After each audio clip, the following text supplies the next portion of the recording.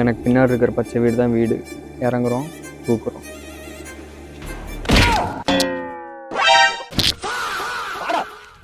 நீ பின்வாசல் போ, நீ என் கூட வா. இது மேலே ஏறுறோம்.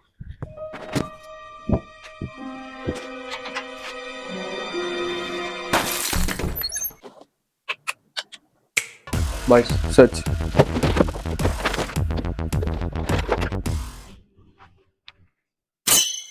நல்லா இருக்கு ஸ்மெல்லு. சூப்பரா இருக்கு பாஸ். பைத்தியக்காரப்ப எதுக்குடா வரீங்க இங்கெல்லாம்?